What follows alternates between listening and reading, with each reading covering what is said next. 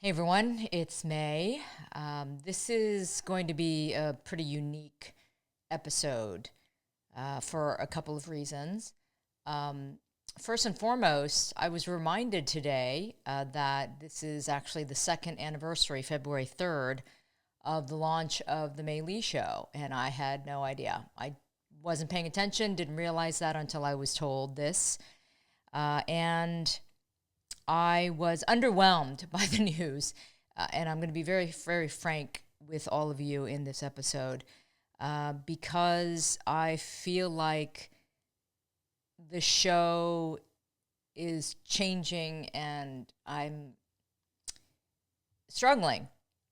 I'm struggling with the show. I'm struggling with what my, sort of journey is.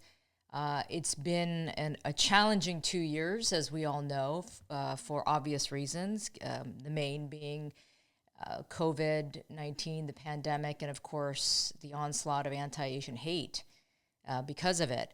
And I've been fighting this good fight since the start, and it's been exhausting. It's been incredibly exhausting and challenging.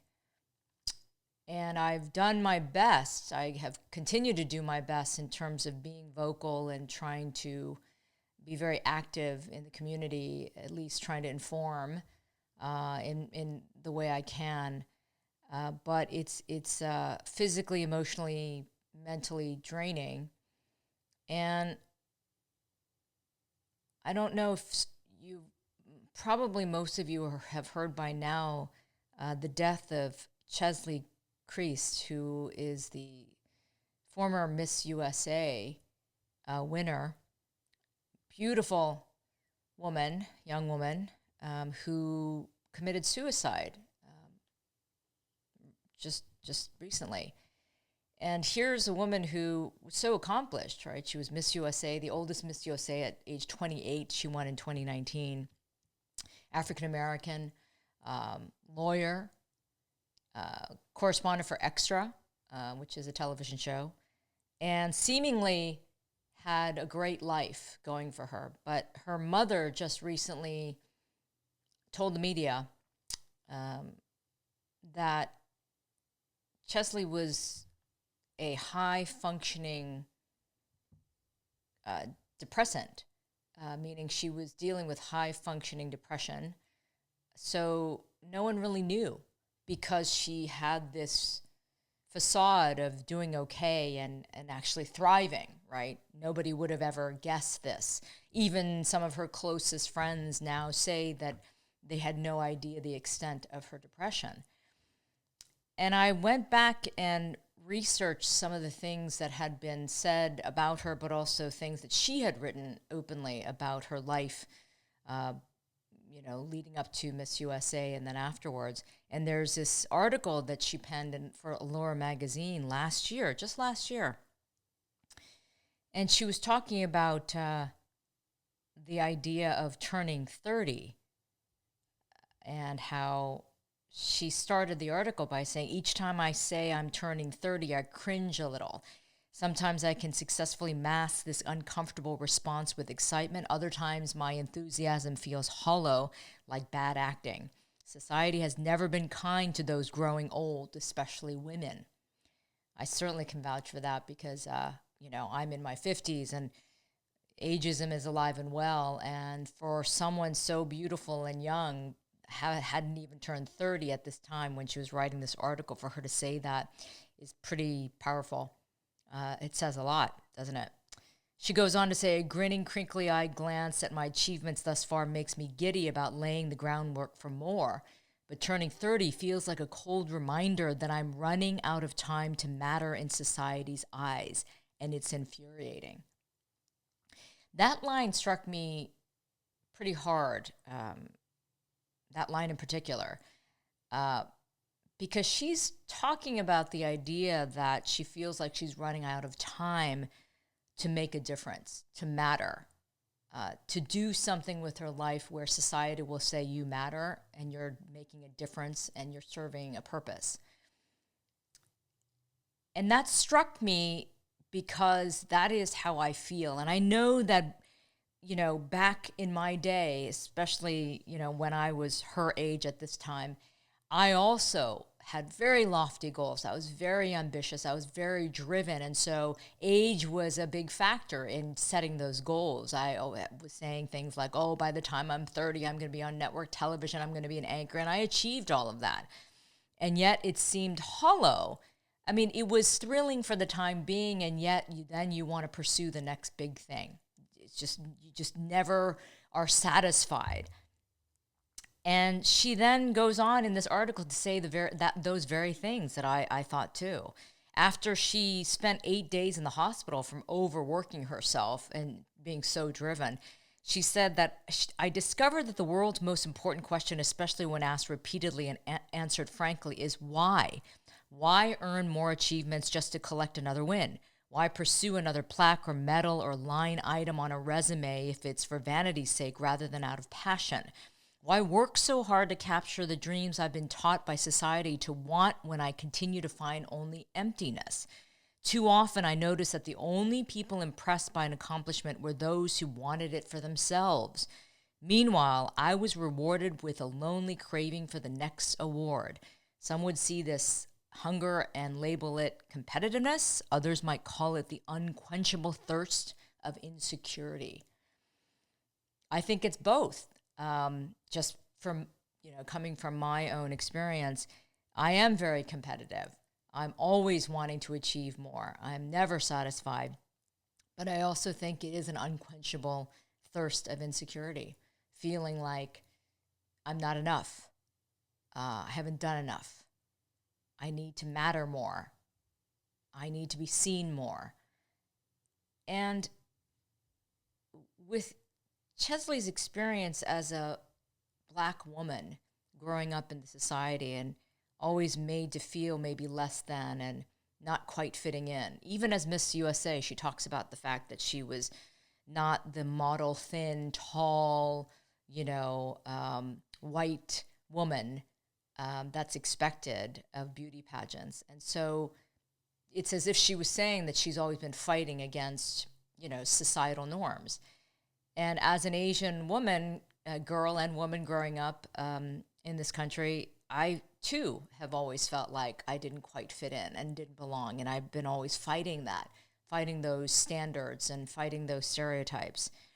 And so there is a part of people like us who constantly are trying to prove ourselves, constantly striving for more, but never feeling like we have completely made for lack of a better phrase, a name for ourselves in terms of being completely accepted and being satisfied. And I'm certainly not saying this is a good thing. I'm saying this is kind of a bad thing, that it is painful, it's challenging, it's depressing. And when her mother finally came out just recently to say that she had high functioning depression, that really struck me as well, because I understand that too. People who do that keep it very well hidden, and they hide it oftentimes by working hard and harder, by achieving, by trying to cover it up, and the satisfaction that we get thinking that we can cure the depression is from achievement and feeling like we have purpose, feeling like we matter. So her death and her suicide, I think, has hit a lot of people very hard, and it certainly has raised the issue of mental health again. I don't know why it takes a high-profile death and suicide to remind us of this when this is an ongoing issue and has been an ongoing issue, made only worse with the pandemic. So why am I talking about this right now? I'm talking about it because, going back again to the beginning of this very short episode, that I was reminded that this was the 2-year anniversary of the Mei Lee show. And I feel a little empty. I feel tired. I feel oftentimes that I'm not being heard. That am I making a difference? Is what I'm doing making a difference? Does it matter? And I feel the weight of all of those questions on my shoulders. I do this work wondering if it's making a difference. I do it alone more often than not, with very little support, and wonder if it's worth it, because it's weighing on me. It's weighing on me physically and emotionally and psychologically, mentally, spiritually. So as I sit here and think about this, and I have been thinking about it, I do think that I want my life to be meaningful in terms of giving back and living with true purpose. It's not about the glory. It's not about the fame. It's not about recognition. It's not about celebrity, certainly. It's not about being popular. It's about living with purpose and intention. It's about, at the end of your life, do you feel like you did something that mattered to the world rather than just living selfishly? And I really do think, and I can't speak for Cheslie, but I just feel like because of what she had accomplished at such a young age and the pressures that she must have felt, and the idea that she felt as if she was running out of time to matter, makes me really wonder if she ended her life because she felt like it was all too much. And if she wasn't going to reach that place of satisfaction and fulfillment, that she didn't want to go on. And that makes me incredibly sad. For me, at the age of 55, I know I've achieved a lot. I can't deny that. But I know what that feels like. I know what that feels like, that part of you that feels a little hollow and empty because you feel like you're not doing enough, or you haven't done enough, or are people paying attention to what you really solidly believe in, what you are trying to do, with such authenticity. But around you, you kind of see sort of shallowness and things that just don't make sense. Yeah, I'm not sure if I'm making sense right now. I might be blathering on and on. I hope I'm making some sense. But anyway, I wanted to share this because this is what I'm feeling. This is what I'm thinking. This is what I've been processing. And so on this 2-year mark of the Mei Lee Show, I think I'm taking a break. And I've got to think long and hard about what I'm going to do and how I'm going to move forward.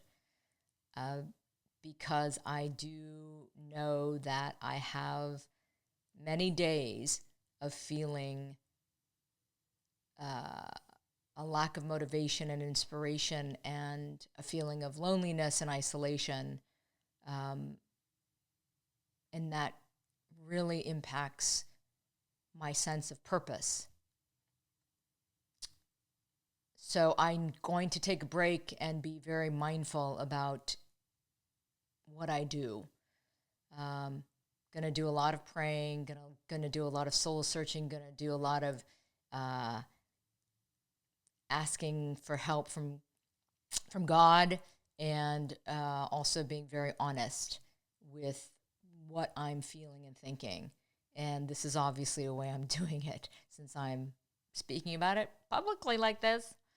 But here's what I want to leave all of you with, and that is, so many of us are struggling with different issues, different problems, and so many of us internalize it and keep it to ourselves. Cheslie Kryst, she kept it to herself a lot, it seems, until she decided to take her own life. So please, I want to ask all of you who may not be feeling great, who are going through some issues, to first and foremost know that you're not alone. And don't think that what you see on social media and on television and all these images of people seemingly living a perfect life, you know, a lot of that is smoke and mirrors. So don't think that you are alone in your feeling badly. And if you are, express it, share it. Just don't suffer in silence. And get help if you need it. Because, yeah, we're given one life. We're all given one life. And sometimes it's hard.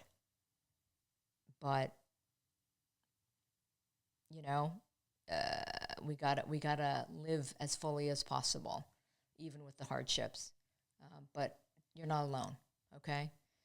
So thank you, everyone, for your support in these last 2 years. Don't worry, I'm not going away. You'll still see me on social media and things like that.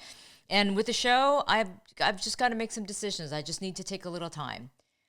So appreciate your patience, and just please take care of yourselves, okay?